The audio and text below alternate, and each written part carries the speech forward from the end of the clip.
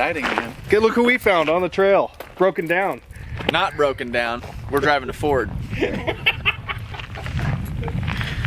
We had to stop for a potty break, but we're halfway through our 72-hour journey, and we're having a good time. He's just coming up the hill. Oh, okay. He was inspecting some bushes. He's developing a rub down there. Yeah. Nice. Mark and sign. Big O's. Oh, hey, Omar. guys. Oh, nice tires. What I was gonna do I is- like those tires. I had them on my Toyota. They're good tires. Hey, did you find any sign down there? Not the kind Fresh you droppings. Not the kind you want to see, dude. Well, it never fails. No matter how much weight I trim from my pack, it always winds up looking like this. So, I'll be opening a backcountry store. If you need anything, it'll be at a premium.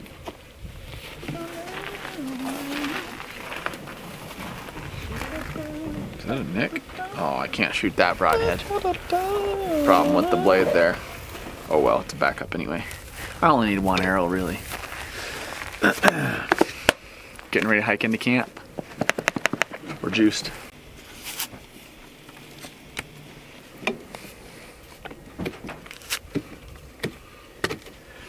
Cool.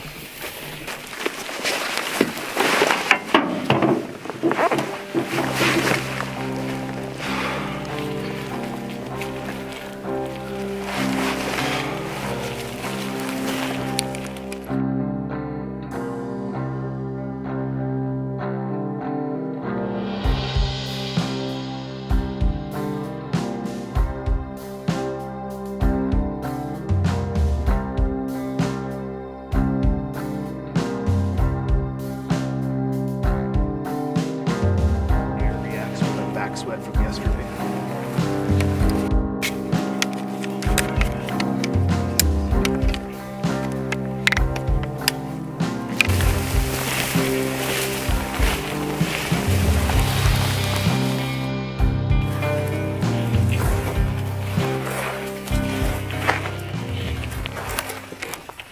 We're up here at the top of our spot. We're gonna set up in glass here in a few minutes.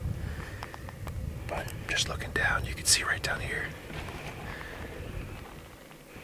We've already walked across half a dozen beds, so bedding on top of this ridge. And we're officially hunting, so let's get it done.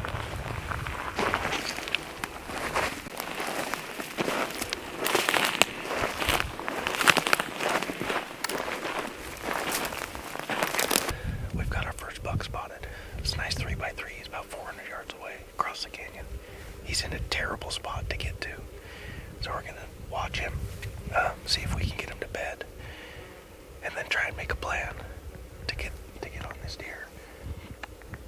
He walked behind a tree right here. I've got some really grainy cell phone photos and video of him, but he walked behind a tree. So I'm going to scoot down a little bit, see if I can't pick him up, see if he bedded behind that tree.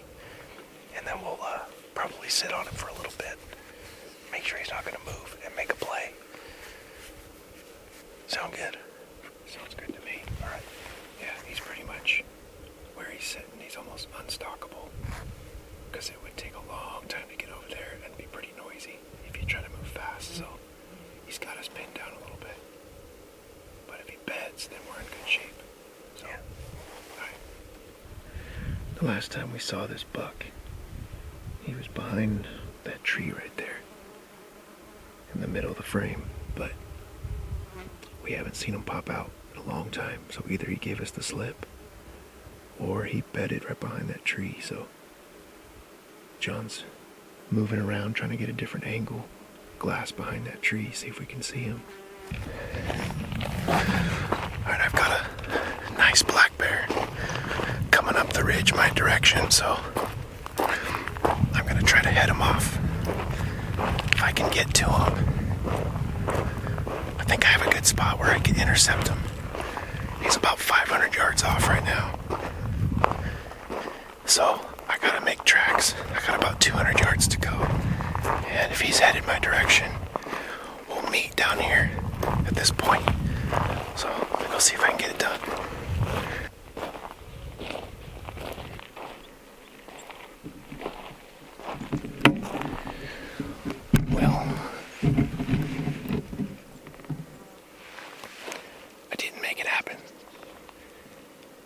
So this bear made it to the top of the ridge before I got to that point where I wanted to connect with him. And with the thermals going down, he winded me. So, yep. You can't beat their noses. I just didn't make it happen fast enough. He beat me to it. Next time. So John's over there on that rim, putting the stock on where that buck disappeared. I took off chasing that bear, so I'm not sure if he spotted the buck. If the buck is there, he's gonna be just below that rock point behind that tree in the middle. So, hope he gets it done.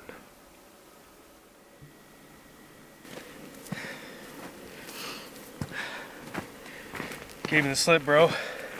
Was he really bedded there? He watched him get up, and he turned around and bedded back down again. I could still see his rump. And you were already gone down for like 20 minutes after you left. So I booked it over there, trying to stay out of the skyline, out of the shade. But once I got on his ridge, he couldn't see me anyways because of the trees. So I dropped down off the edge 50 yards or so, and I kept having to go up and down and up and down to go around deadfall, all kinds of stuff. It was hard to stay quiet. I got to where I could see that rocky point, and I pulled my boots off.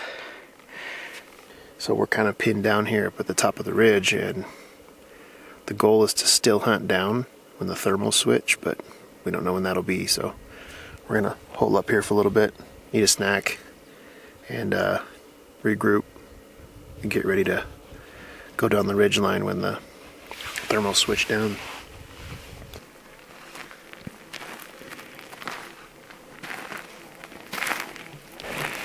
So we're gonna head down this ridge. We're going down to a spot where we're gonna get some water later this afternoon. But we're gonna basically spend all day going down this, maybe 900 yards, 1,000 yards. Then we're gonna sit, probably glass.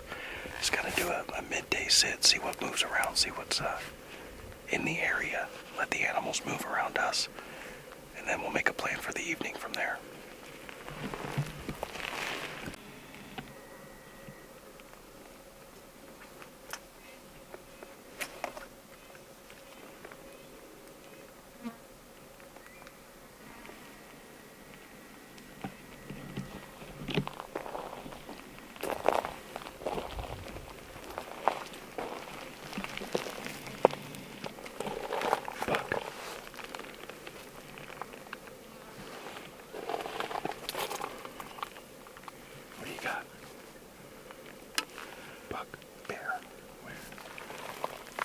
Of the tree.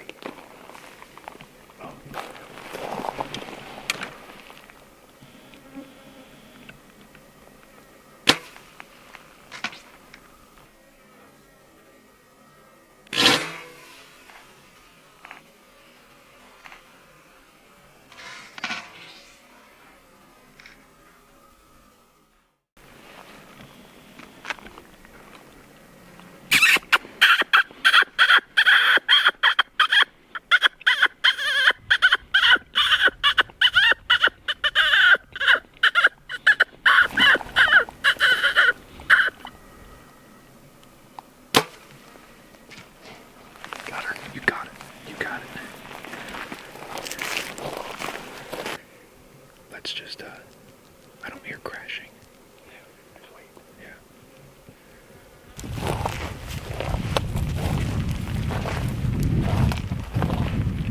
Talk to us. Alright, so I just shot a bear. We're not sure about the hit, so we gotta review the footage and look at it. But I missed one shot, so we're gonna go recover that arrow. Then we're gonna try and find blood at the spot where I hit her.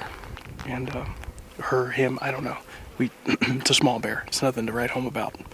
But yeah, now we got our work cut out for us to track this thing and make sure she's down. We reviewed the footage. We located my other arrow, my total miss. The second shot looks like it hit her kind of high in the back, but she was almost facing straight away from us, so it should have gone down into her chest cavity, lungs, kidney area. So we're looking, she was standing right next to this tree right here. So we're looking here for signs of blood, arrow, that kind of stuff. We're really not going to push the issue because we don't know how good the hit was. Yeah, hopefully we can find something. We're kind of worried that she's not really bleeding heavy, which will make it really difficult to find her. Alright, so I found a couple drops of blood up there from the shot I took on that bear. We reviewed the footage a bunch, and based on the way the arrow was in flight, where it hit, we're thinking it's probably just a flesh wound. But we're going to take that blood trail out as far as we can. She's side hilling across above us where we're at right now. She didn't just go straight down, which kind of leads us to believe that it's probably a non-fatal hit. So we're gonna at least see it out until we either run out of blood or hopefully relocate the bear again, and we can maybe get another shot. Well, we unfortunately couldn't recover John's bear. We think she's fine. Just a little bit of a flesh wound, and she'll heal up no problem, based on what we're seeing in the footage and stuff. So we're gonna go do some more still hunting today.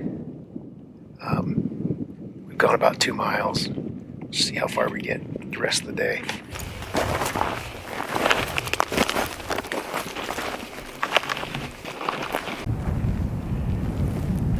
These blacktail,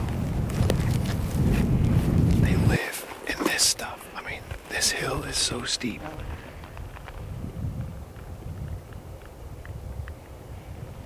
It's crazy. Like, there's no way with archery equipment you could get down this hill and be any kind of quiet at all. And this is where they'll thrive. The steepest, nastiest country. And here on this east face, there's a lot of shade. And we're seeing a lot of beds. So they're just holed up right now. A hot part of the day. Probably what we should be doing too.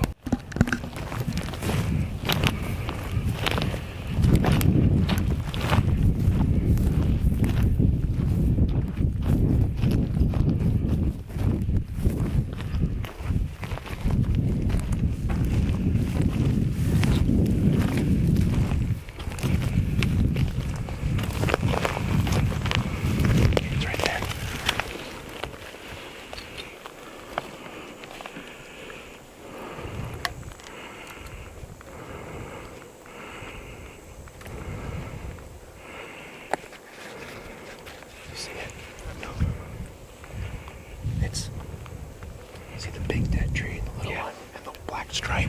That's the bear, the black stripe. Yeah, I see it. We can get closer. It's at 136.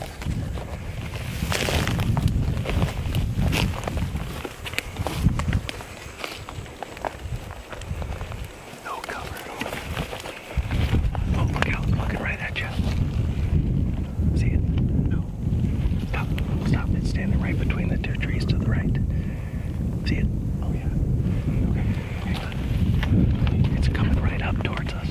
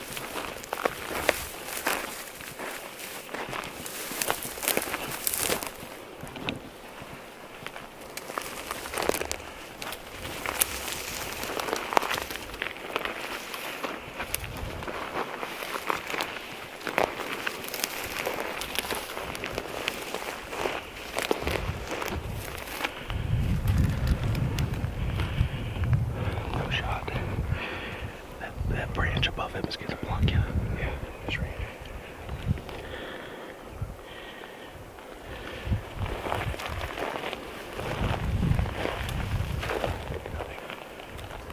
I would just wait for him to move.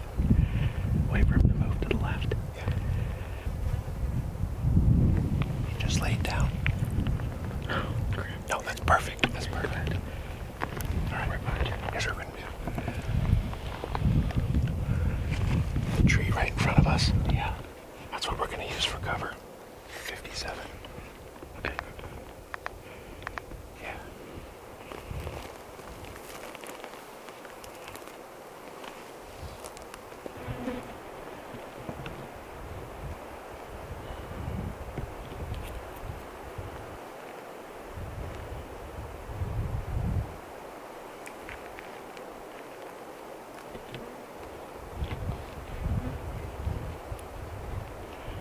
I think the problem right now is he can't see him.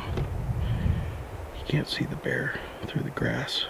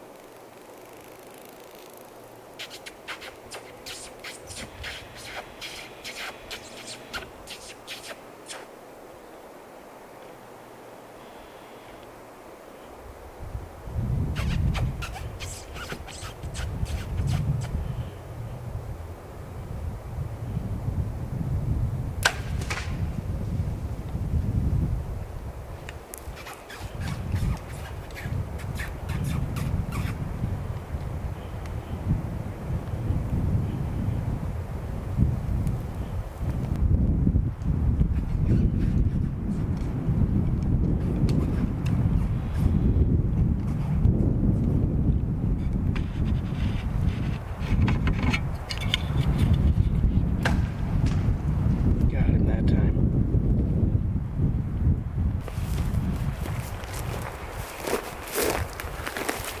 Here, the first one, I bumped my trigger. I didn't mean to shoot. Oh, My finger was out, and I was trying to call, and my finger tapped the...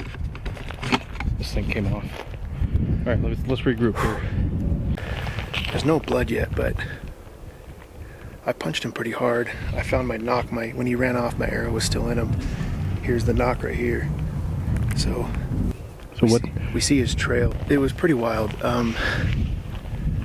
He bedded down, and I was only 40 yards, but I couldn't see him because there was tall grass. So I made some calling noises to try to get him to stand up, and he perked up, but he didn't stand up.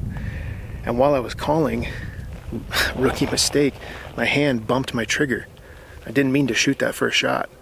And so he jumped up, and then my second shot, I had a shot at about 50 yards, and I center punched him. So it's about mid-body, bottom third, so it should be a good shot. We see his tracks here. We're gonna leave him alone for a little while, go get our stuff, collect our thoughts, and see if we can't track him down. Whew, that was a rush. Yeah, it wasn't really, we were just chilling up here. Happened to look over and see him moving around at about 130 yards. I didn't even have my boots on. Yeah, I was like, John, let's go. So he's I'm like, putting his boots on, I'm hurrying. putting my wrist release on, and yeah, so, well, we'll leave him be for now, and we'll come back in a little bit. It's been like 15, 20 minutes. We're gonna slowly start following this track. I don't want to push him if he bedded down. I think the shot was solid, but just want to make sure. So I'm gonna take it real slow. We're just gonna look for blood, see what we see down here. Stop and go. Found our first blood.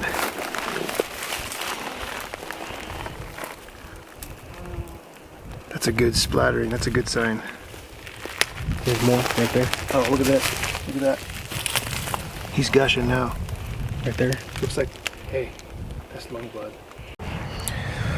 Well, we found blood, so that's a big relief. It's always a relief when you make the shot and then find blood. And it looks like a good amount of blood. Looks like lung blood.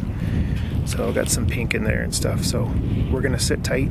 We're only about, I don't know, 40 yards from where I shot him. It's been about 20 minutes. We're gonna sit here for another 15-20 minutes before we push down and try to find him. So if judging by the blood we found just in the last 5-6 yards, he shouldn't have gone far. So hopefully that's the case. And then we have a long, steep pack out to get this guy out of here. So that's fun. Good times.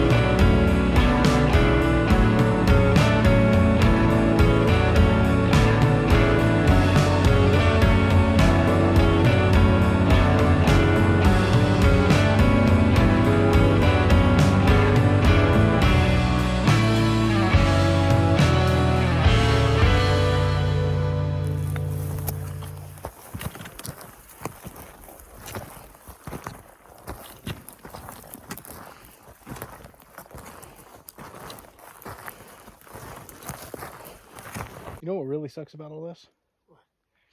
We're gonna take this bear like 3 miles all the way back to camp, and we're gonna go up 1,800 feet in elevation, something like that. And then we have to go another 2 miles, 2.5 miles back to the truck. Why do we do this to ourselves? I think I want a whitetail hunt From now on? in the lazy boy with Yeah. the closed in box blind. Yeah, insulated with a little heater Doesn't buddy. that sound nice? Sounds a lot easier than this. Just roll up in your quad and pick it up. Yeah, exactly. We're almost done. We're almost there. Halfway up this mountain. Just hauling, what, 80 pounds of meat? Something like that. Enough. And hide and head and Yeah. all the stuff California Enough. requires. For sure it's enough. We are, about half a mile from camp. And now it's dark. So, it was a haul getting out of that basin where we killed that bear. An absolute haul. I think it took us 2 hours to get out of there. 3 hours? Took us 3 hours to get out of there. That's an average of about a mile an hour, so. Or less than that, actually, because it's only 2 miles out of that bottom, huh? Yeah, it wasn't far. It was just steep and long. Like long up. Yeah. Plus, we're packing a ton of weight. These bears, the bear we killed is not that big, but gosh, it's just dense meat. Yeah, and Clayton has the hide and the head, so that's an extra 20 pounds right there at least. All right, we'll see you guys back at camp. Well, we're clearly not hunting. It's like 8:30 or something in the morning. We slept in today, and we're gonna go haul this bear meat out to the truck. Kind of take a rest day. Just take it easy today.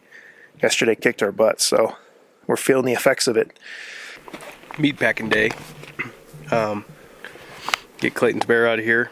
Check to make sure our in-truck freezer setup is working. We've got a freezer with a little emergency battery pack powering it, solar panel charging it. So, gotta make sure that's working. And yeah, hike back in and hunt the evening, and then maybe move camp tonight. We'll see. We had a long day yesterday, so today's gonna be a welcomed kind of rest day. Well, we got the bear back to the truck, and we've been hunting this spot like we do during rifle season. And we're thinking, I mean, we've had success obviously, but we're thinking the better bet might be to, because what the deer are doing is they're bedding high at night and dropping down either before first light or at first light. So what we've been doing is going up 1,000 feet to camp, down 1,000 feet to find animals, back up 1,000 feet to camp, and back down 1,000 feet. It's just, so we're up and down and up and down. We're thinking about changing tactics and hunting from low. So we're gonna go explore a new spot real quick. John, it's further down. Look, remember the landmark was that gully that came down, and that's down there. And so they're gonna be down there. Yeah, but that could be a lot closer this way.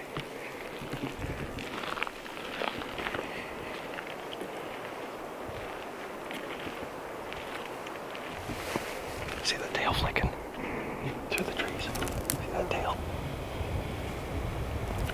Yeah. See it?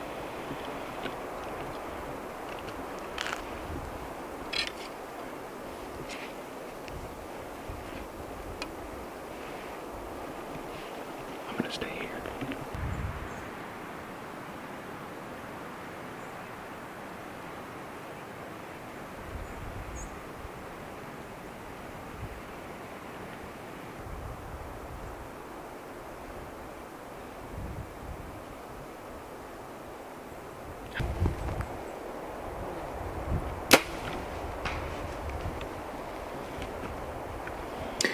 Well, that was an adventure. We were driving to look at a new spot after we dropped our meat off. We jumped in the truck, headed down the road, and I didn't even have my bow. I left it at camp. So we're driving down the road, and I see a spike bedded off the road, like 30 yards. So I say, hey, John, I don't know if that's a forky. I think it's a spike. He's like, don't worry about it. I don't want to shoot something that small. So we keep going. We come back, and we're both talking about it, and we're like, we should check that out just in case there's some more bucks in there with that spike. We come back, and sure enough, there's 4 bucks in a bachelor group. There was a nice forky, and then a 3x2, a small 3x2, and they're just up playing and kicking around. But it was really tough because they were so close to the road, so we kept driving, parked the truck, sneaked back, and John got 2 shots and missed them both. So not John's lucky day. So yeah, we retrieved one of the arrows, and he's up looking for the second arrow right now.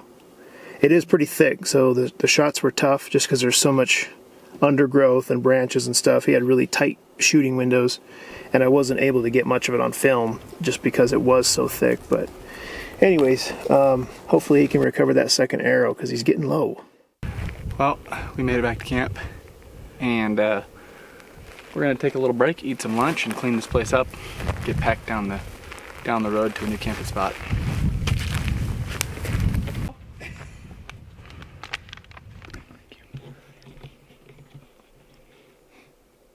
think he was just, see the high point in the road right here? Yeah. I think he was just down from that. So.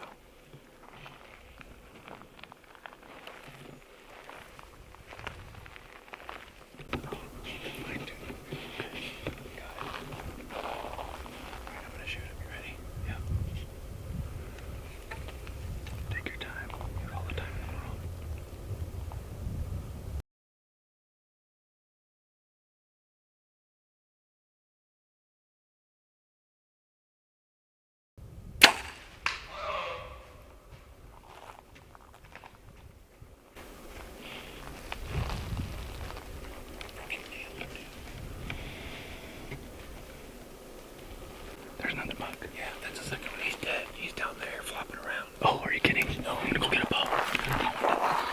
Okay. Dude, this is ridiculous. Looks like we're road hunters. Well, our water trips are famous now. So every time we go for water, we see deer. We're just driving down the road. Not really road hunting, just driving to get water. And I look over and I see this guy standing 40, 50 yards off the road feeding. So we keep going, we come back, and we're able to put a little stock on him. And he presented a shot at 48 yards or so. And here he is. Not huge, obviously, but it's a great little meat buck. Happy to have him. Been a good trip.